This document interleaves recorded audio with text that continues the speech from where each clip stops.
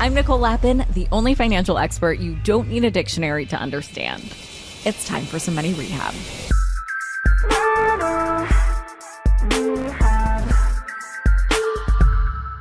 Can you close your eyes for a second and think about what it felt like to be 18? There were probably a lot of feelings. I mean, we all had a lot of feelings at 18.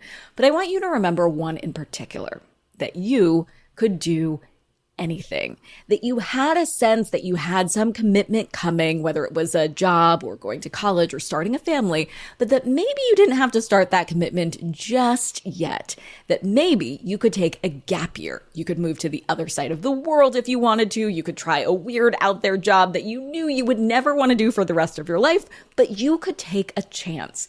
18 feels like the one time you can step out of the stream of your life without risking forward momentum. But Ania Smith would tell you, with careful planning, you can recreate this moment in your life again without risking a career setback.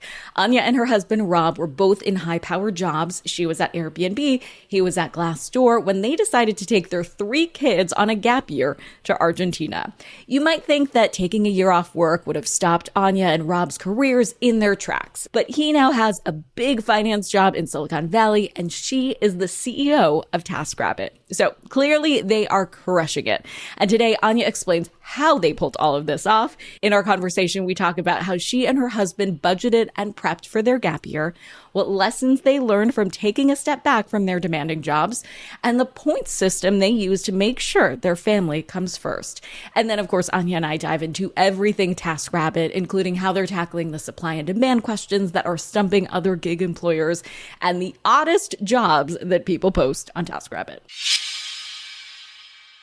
Ania Smith, welcome to Money Rehab. Thank you so much for having me. I'm so excited to talk specifically about this gap year that you and your family took. It was about 6 years ago, right? In Buenos Aires. At the time, I'm fascinated because you and your husband were both at the height of your careers. Why did you do that? So we had been planning for quite some time. Really, it goes back to when I was pregnant with my youngest son. And I knew then that our lives are going to they were already crazy and they were about to get worse.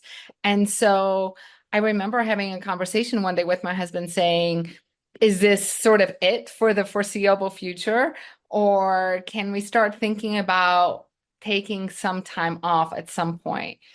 And then I've always thought that when your youngest one is 5, and when you're a little bit more free. And so we started saying, hey, how about 5 years from now when he's 5? Let's see if we can make that work. And then actually when he turned 5, we were not ready. I had only been at Airbnb for a couple of years. My husband had been at Glassdoor for a couple of years, and it just didn't quite seem like the right time, especially for me at Airbnb. But we also knew that there would never be the right time. So we promised ourselves that we're going to reevaluate this every year. And so a year went by, and as it happened, there was all sorts of stuff. Glassdoor got purchased. So there was some possibility of taking a break for my husband. And then I thought, yes, I should wait for 4 years. But then when I wait, he starts something, it'll never work. And so we decided to pull the trigger and say, okay, we are ready.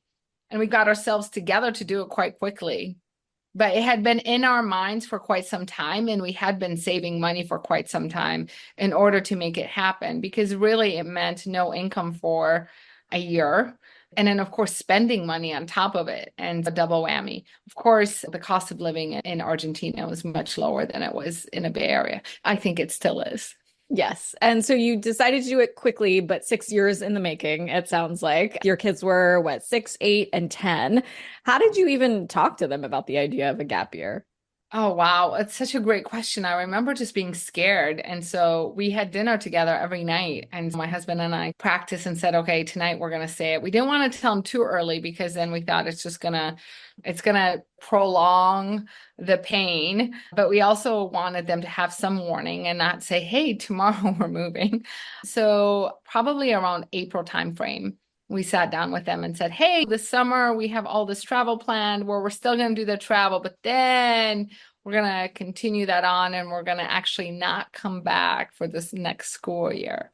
It was definitely not an easy conversation. Even at their young ages, especially the oldest one was not pleased.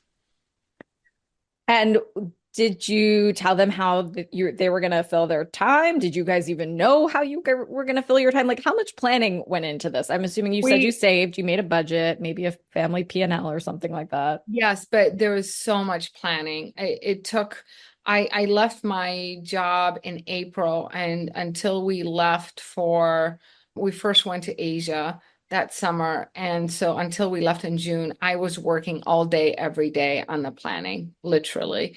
So it just takes a lot to take yourself out of your day-to-day life, right? We knew for them what we wanted to do is make sure that they continue going to school, and it was really important for us to make sure that they learn Spanish. And so that's really what we focused on, is trying to find a school for them. I didn't speak any Spanish, and what I wanted to do is find a school that isn't the expat American school or British school, for a couple of reasons. Most of those types of schools are actually located on the outskirts of towns or in the suburbs. And we really wanted to live in the center of Buenos Aires. And then secondly, many of those schools teach in English, and our whole goal was to ensure that our kids learned Spanish. And so that meant getting some help and getting some friends to make phone calls for us and interview schools and try to do this long distance until we had a chance to get down ourselves. So we knew that kids would be going to school. And then we started thinking a lot about what we were going to do with our time. So first and foremost, we are going to spend a lot more time with our kids, right? They would be done to school at 3 or something. So that meant, though, we still had some time in the morning and midday to give ourselves back. And so we started thinking about, what are we going to do? Like, which hobbies we're going to pursue and what are we going to do with our time? And that was really fun. What'd you do? So we both did different types of things. We studied Spanish. We did that for a couple of hours every morning. And then we went and did long workouts every day. And then we had long lunches every day, which is really nice. And then in the afternoons, we spent a lot of time really trying to learn new hobbies. So we danced. I went horseback riding a ton. My husband learned how to drum. I took a photography class. So we did lots of those types of things. We also, actually, I was just talking about this to someone today. It's really hard when you're generally quite ambitious, which both of us are, to let go. So this concept, for example, of seeing a movie in a movie theater at 11 a.m. on a Tuesday, it was really hard to say that's okay, that we will go back and work again, that we have to give ourselves the space to relax as well and really think about what we want to do with the rest of our lives. Where do we want to live? What types of careers do we want to pursue? Do we want to keep working in tech or not? And what is that going to look like? And so we spent a lot of time focused on that. Yeah, the planning alone, it sounds like the type A ambitious you like really snapped into high gear for this. It sounds like even that part was exhausting, even though it was supposed to be a relaxing experience. It took some lead up. And also, I'm assuming you guys had a lot of discussions about being able to find an on-ramp again when you did decide to rejoin the workforce at such high levels that you guys were at. That's right. In that spring before we left, I was just focused on making sure we find renters for our house, making sure we can pack up, making sure we can sell our cars, all of those types of things, speaking with the school so that they could give us some guidance as to what our kids should be learning the next year. Because we knew that we would pull them out for a year and then they'd come back and not go back a year. They would keep going. And so what did that mean? So it was a lot of planning, but it was exciting as well. And then we promised ourselves that for the first 6 to 8 months, we're really not going to focus onto what's next. We're going to first decompress and relax and focus on ourselves really and our family. And we won't start working on what's next until the spring. And we stayed pretty true to that, I would say. And it sounds like you saved, you had a budget. How detailed was like a P&L or a financial plan? And did this gap year change the way you guys looked at money? Certainly, it changed. When you have no income, we don't have infinite funding in any case. So we had to be quite strict. So, yeah, we knew how much we would spend, obviously, on rent. and food. And then our expenses after that were quite low because we have car payments or many other things. We were making some money on the rent from our house in Marin. And so that also helped to set up or help to offset some of the costs. And then we knew that we would want to travel quite extensively. Obviously, winter in Argentina is the opposite timing. And so therefore summer is the opposite timing. So we knew middle of the year around Christmas time, we're going to have some time to take off. And we really wanted to travel in Patagonia. And that's just expensive, whether you come from here or from there or really anywhere. The cost of a hotel room is the same. Yeah, and I think one of the most valuable skills that any executive or CEO can have is this ability to adapt to change really quickly. It sounds like this gap year was a crash course in that. Of course. And we really wanted our kids to be able to do that. It's really hard to show up at a new school with all new friends, with a totally different layout, different ways of learning, and then most importantly, not knowing the language. It forces you to really try to figure out how to navigate that. And for us, it was really important that it helped our kids to build independence and to build resilience. I think resilience in particular is really important to grasp that skill quite early on and continue to push yourself into new learnings and new territories, and honestly, to feel uncomfortable because that is the easiest way to learn. And so it was important for me to give my kids the opportunity to take them out of their comfort zone in Marin and their kind of very nice life and somewhat of a bubble and make them figure out how to navigate something totally new and different. It's super cool that you did that. And as the year came to a close, it sounds like for the first 6 months, you didn't do any thinking about what's next. And then what happened? You guys thought maybe you would move back to Park City or even South Dakota. Right. Fascinating choice. You ended up Well, back in the I valley. grew up in South Dakota, so then that was easy to think about. We had a lot of conversations, and when you think about it, we had a lot of time, right? We would take drop off our kids at school sometimes and then just say, okay, let's skip the Spanish lessons today and are working out, but let's go and have a really long breakfast through lunch and just talk about different options and what we want our lives to be. And it's really nice to have that space because normally, especially when you have kids, you're just constantly busy. And honestly, at least for me, I'm just trying to survive. There's a lot going on when you have a 2, 4, and a 6-year-old, especially trying to still maintain a career outside the home for both of us.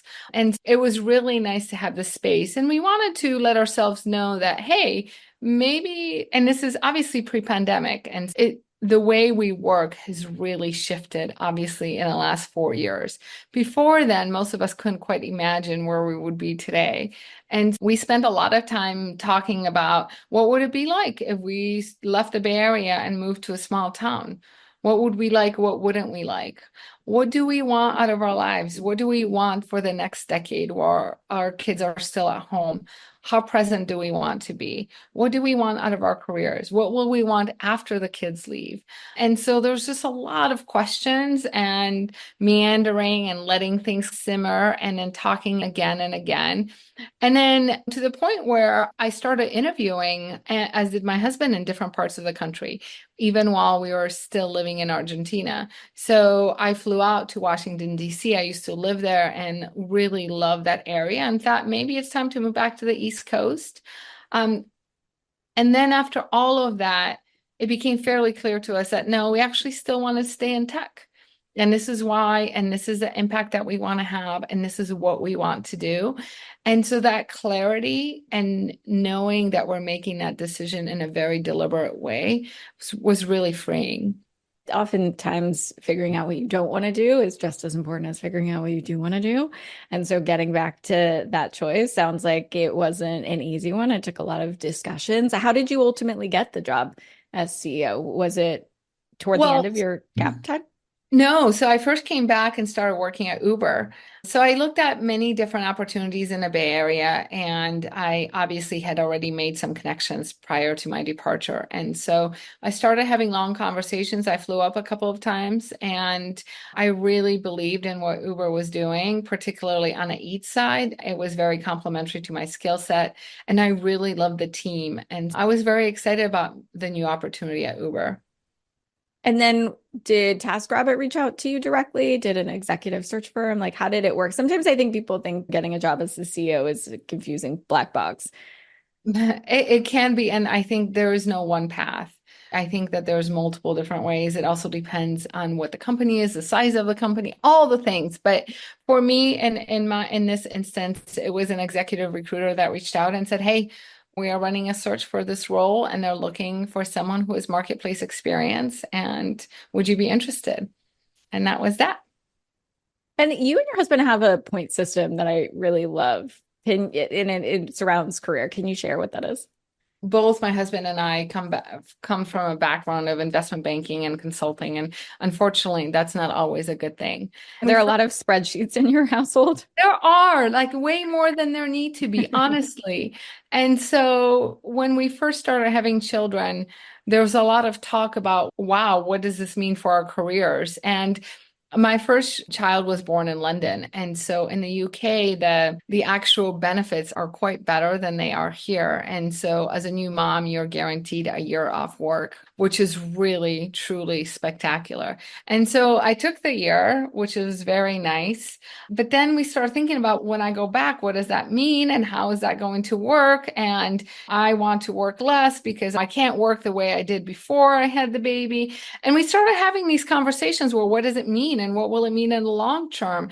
And then we came up with a system where we essentially said, okay, there are some principles for us as a family that are important. One of which is we don't want to be weekend only parents. So both of us wanted to spend time in the mornings and the evenings with our children, not just on weekends. We knew lots of people who often had, for example, two nannies, right? There was someone who would come in and start from 7, work from 7 to 4, and then another person would show up and work from 4 to 10, which would give the parents a lot of flexibility to work late or do work dinners and so on. And I totally understand that. I think that everyone should do what works for them because this is a really rough road overall. And so you need to know what works for you and what makes you happy. For us, it was very clear that we wanted to spend time with our kids. And so we started rating what does that mean for our careers. And we decided that any sort of part-time role or almost no job would equate to a normal, solid corporate job, a 9 to 5 job with some travel and some late dinners or so on. There's always a special project or something, is roughly around a 2. And then a very busy and demanding role like a consultant or a banker would be a 3. Often those roles would require 70, 80, 60-hour weeks that make it very difficult. And so what we decided is that between the two of us, we don't want to really ever go above 4.5. And because neither one of us wanted to let go of our career, it automatically meant neither one of us could also have this high demanding job because that would indicate that we would be closer to a 5. And so we both started thinking about how do we succeed in more quote unquote jobs that allow a bit more flexibility and allow us to manage our house in a way that give us that space with our family that we felt was very much so needed. But then you said that there was a time when your husband Rob's company was going through a capital raise, and then there were big initiatives for you at TaskRabbit, which I'm assuming is a very solid 3 or 3 plus. I don't know. So collectively, you said you guys were at a 5.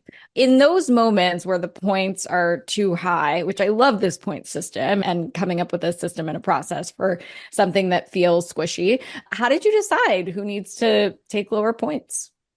And there are so many different ways, and it comes down to really communication. 5 for 2 months is okay. 5 for a year, probably not. And we needed to understand what it really means and which one of us is willing to give in or offer more flexibility, right? There was a time when we were both really busy and we asked my parents to move in for a little bit of time because that felt like we would get the extra support for our kids, but it also felt very temporary, right? We're both going through a lot of work. It's not going to be permanent, but we wanted some extra support right then. So we're very fortunate to have that kind of flexibility and very fortunate to have those types of choices. And it doesn't always perfectly work out because again, we're both quite ambitious, and obviously my job is quite demanding. My husband is also building a career. It takes a lot of give and take. It means sometimes I can't go on a business trip when I thought I could, or I have to say no to a dinner. And same goes for my husband. And that's sometimes very difficult. How often do you guys check in on this number? And what's your number right now? We check in whenever it feels like it's not working. Hmm. So if it's working, we're not even having the conversations. If things are not working, we're like, this isn't quite a 4.5. This is looking closer to 5 for extended period of time.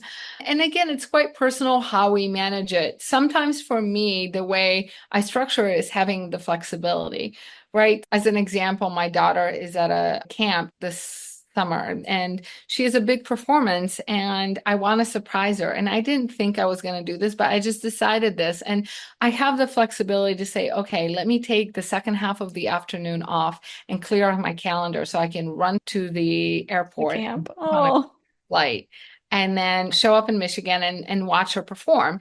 And I think so while my job is very demanding, the flexibility and the autonomy that I have really helps to offset some of the long and grueling hours. hold onto your wallets. Money Rehab will be right back. And now for some more Money Rehab. Let's talk business now. You have worked at public and private companies. Which do you prefer? There is really no preference, honestly.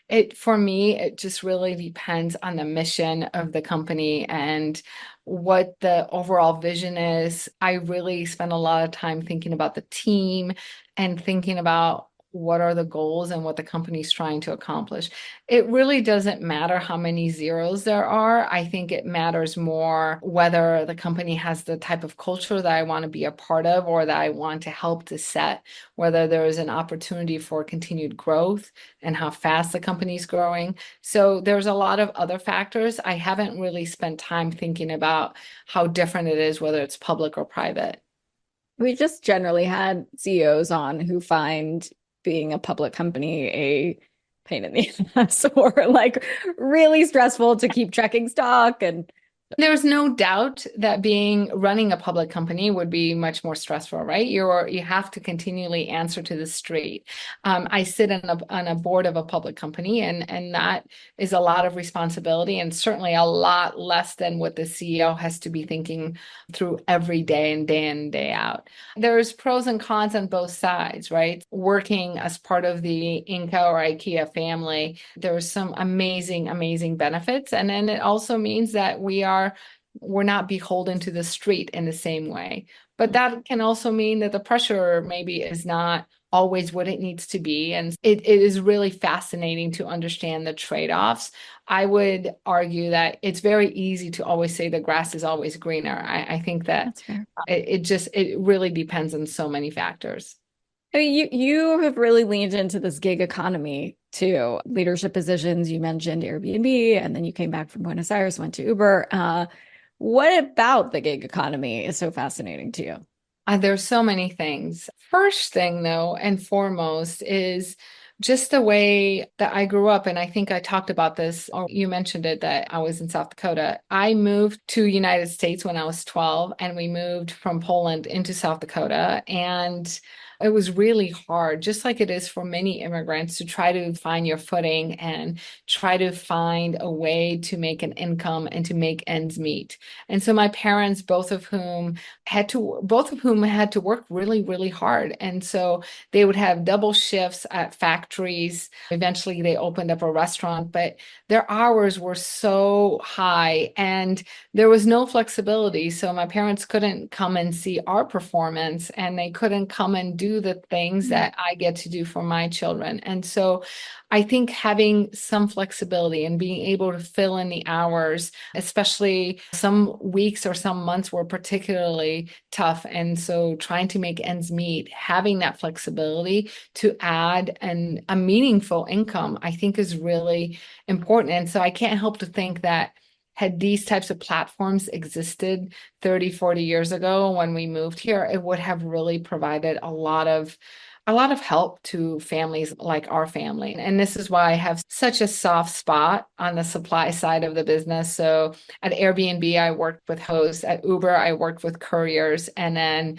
at TaskRabbit, I obviously oversee the entire company, but I certainly spend a lot more of my time with taskers and really trying to understand what their needs are and really feeling quite good about the fact that we do provide a lot of opportunity to earn a meaningful income. And so that is what drives me to work in these platforms. I think that there is another component though.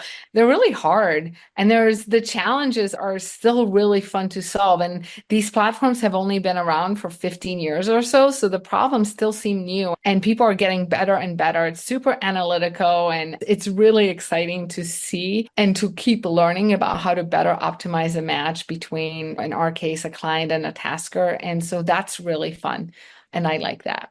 Yeah, I have a little bit of experience in both of those areas that you discussed. I'm first generation American too. I actually worked in South Dakota at the CBS station, Kelloland, and I remember how far apart everything was. And so I'm sure in a place like South Dakota, Sioux Falls, where I was, like something like this would have been really helped, just the geography of something so spread apart.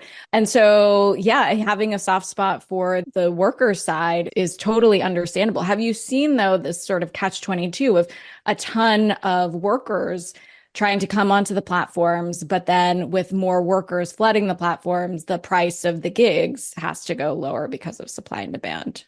Well, TaskRabbit is a little bit different, and this is what makes TaskRabbit very special as well. Taskers get to set their own rate, right? And so that's a little bit different than Uber, where Uber helps to set the rate for the drivers or the couriers. In this case, a tasker can come onto our platform and say, hey, this is what I'm really good at. Let's say I'm really good at mounting a TV or I'm really good at assembling furniture. And so they can understand what types of hourly rates exist on the platform for those services and price accordingly. And they always have a choice in when they work, where they work, whether or not they accept the types of jobs that are coming through. And I think our average hourly rate is much higher than what you get elsewhere. Often it's in the 40s and in the $50 range in the big cities. And so I think I'm proud to work at a platform that really gives taskers the opportunity to earn on their basis and what they want to achieve. I'm a huge TaskRabbit person, like huge. Look into my account or whatever, you'll see I have a TaskRabbit problem. I might need an intervention. I've used it for so many things. It's wild. Like anytime I need something, I'm just like, can I just type this into search and will it come up with it? And sometimes very weird stuff that I've needed, from odd wallpaper to like event help and stuff like that, I found on TaskRabbit. So I'm a big fan. What have you used TaskRabbit for? For everything, I have to say, I'm becoming lazier and lazier.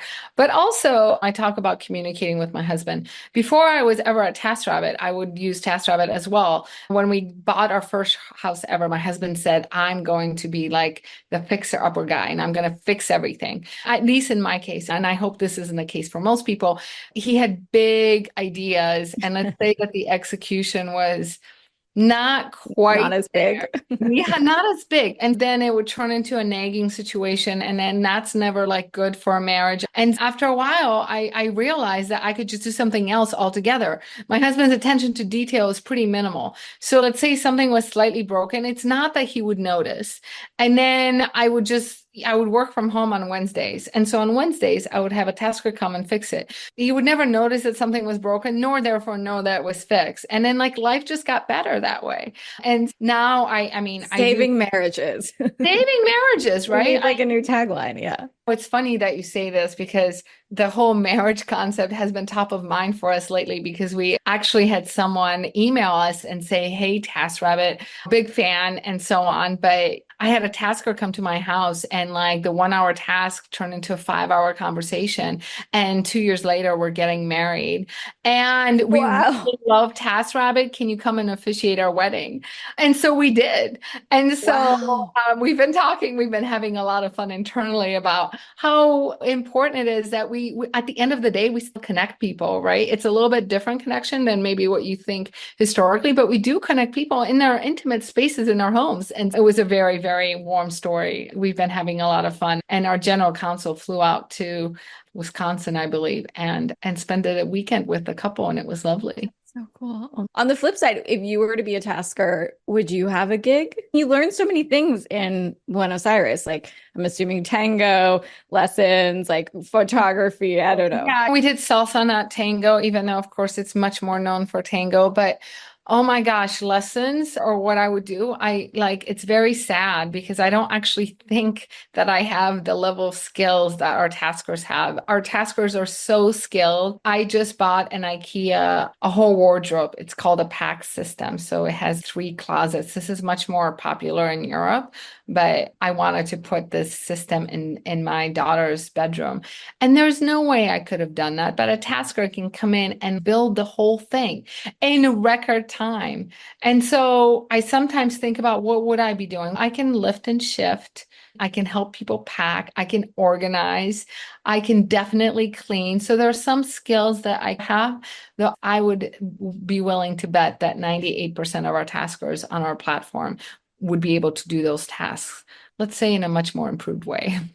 Efficient. You figured out Anya, harder things in life than putting together an IKEA closet system. I'm sure you could do it. Maybe it I would just take definitely you could longer. do it, but you know what? It would likely take me hours and hours and hours and lots of frustrations and potentially having to go back and change things. Yeah. Not quite the experience that we want our clients to have, I would say. I love TaskRabbit because it helps you buy back your most valuable asset, which is time. And so that's why I'm a huge fan. What are some of the weird gigs that you've seen people book on TaskRabbit? I've heard one tasker delivering birthday fish, another one picking up someone's belongings after a breakup, which I recently talked to a girlfriend about because she was dealing with this problem. When I was at Bloomberg, we hired a TaskRabbit to stand in line for the new iPhone and did a story about it. What Yeah, else? so there is always those kind of fun and unique tasks, but really 99% of our business is in our core categories, which is assembly and mounting and moving and cleaning and so on. And really that's what we want to continue to elevate. That doesn't mean that we don't have some fun tasks. Like the other day, I was talking to one of my girlfriends and she said she had a wedding in Napa and she drove to Napa and then realized she did not have her dress. And so a tasker went to her house, picked up her dress and drove it up to Napa. So there's all sorts of unique ways to really hire people on a platform to help you out. But by and large, majority of our tasks are really around helping people every day around their home, which is your day-to-day things that you have to do around the home. For anyone thinking about becoming one, what are some of the highest paying gigs on the So platform? that really depends on which metro you're in, right? And then how much skill is needed. Someone who's doing TV mounting, it's actually quite a skill. I don't think I would be able to do it, but I tell you what, there are people who definitely just learn how to do it and learn to do it really, really, really well. And they just go from home to home just mounting TVs. And it's a really great opportunity because you'd think that there aren't that many people who want to mount TVs, but it turns out that it's not just TVs. Then you have to understand how to mount photos and posters and curtains and so on. And some people are really good at that. And so I would say that's one of our highest paying categories, but I think it really matters which city and which metro. Mm. what time of the year? Is it a Friday evening? Is it a Tuesday morning? So there's all sorts of components that go into how taskers price their jobs. AI is a big topic of discussion. The explosion in the last year has a lot of people worried about job security. At TaskRabbit, it seems like taskers are AI proof, like you physically have to go and mount the TV. How much do you think Still about that? believe that you still physically will have to go and move your boxes out of your house into a truck, into a new house, that you will have to come mow your lawn. And we don't see that changing in this space that much. Of course, over time, people talk about robots and all sorts of things, but that still seems quite far away. And we don't hear concerns from taskers at all. I know some companies in the gig economy are struggling with too many workers on the platform, as we mentioned, that sometimes, on other platforms that don't have this dynamic pricing, too many workers means they might not get paid. So you see other companies like DoorDash putting applicants on the wait list. Do you have to deal with that at TaskRabbit, or is everybody welcome to post what So they want? everyone is welcome to sign up, but it may be more challenging in some cities with some categories, right? Because there may be already an established set of taskers. All that said, though, we continue to grow. So our job as TaskRabbit is to continue to think about the health of the platform, and that means growing both sides of the marketplace at similar pace. Because what you don't want is to have too many people who want a cleaner on a Friday night before a Saturday brunch. And we just don't have that many because all our cleaners end at 5. So there's always opportunities to continue getting new tasks at a different price in a different geography.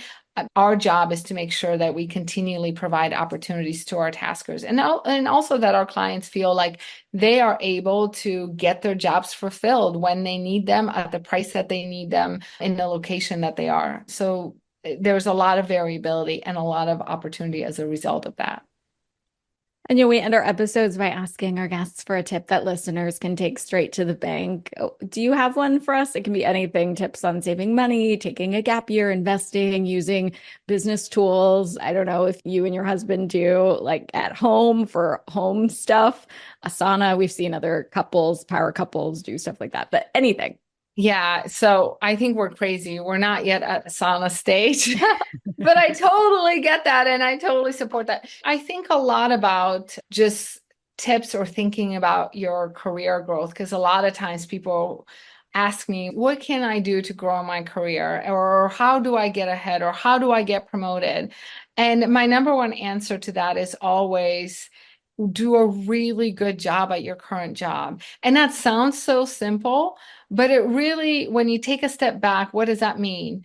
That means doing things on time. It means thinking ahead about what your manager may need and being proactive about suggesting that. That means not only coming up with the problems, and there's always infinite number, but thinking about owning solutions, overall thinking about ownership. It means teamwork. It means that people love to work with you. It means having empathy. It means so many things. Do a really, really good job. Think about what your strengths are, lean into those, and the rest will happen. And I think people get so excited about, I'm doing my job. I've been here for 2 years. I need to get promoted. People are constantly looking for talent to grow their organizations. And so if you are doing a really good job, that comes through. Yeah, I always say, would you promote yourself? Be really honest. Right. It's a great question. If you weren't the CEO of TaskRabbit, what would you be doing? Oh my gosh. So my husband and I have been talking about this. I usually talk about the fact that I'd love to be a journalist because I think it's really fun to ask questions. Let's do a And job swap for a day. oh, we should do that. And sometimes my husband's like, "Oh my God, can you please stop asking questions?" Because I start like it feels a little bit like I'm interrogating, but I'm honestly just very curious about people's stories and their lives and what motivates them. So I think that's really fun. But on a more fun side, I've started dreaming lately about opening up an ice cream store. An Mm. ice cream shop, like gelato, but really nice and fun, like an anchor in a neighborhood. It's like a fun dream to have when I'm going to bed if I can't fall asleep. Yes, I love that. I love ice cream dreams. I'm very bullish. Money Rehab is a production of Money News Network. I'm your host, Nicole Lappin. Money Rehab's executive producer is Morgan Lavoie. Our researcher is Emily Holmes. Do you need some money rehab? And let's be honest, we all do. So email us your money questions, moneyrehab@moneynewsnetwork.com, to potentially have your questions answered on the show or even have a one-on-one intervention with me. And follow us on Instagram @moneynews and TikTok @moneynewsnetwork for exclusive video content. And lastly, thank you. No, seriously, thank you. Thank you for listening and for investing in yourself, which is the most important investment you can make.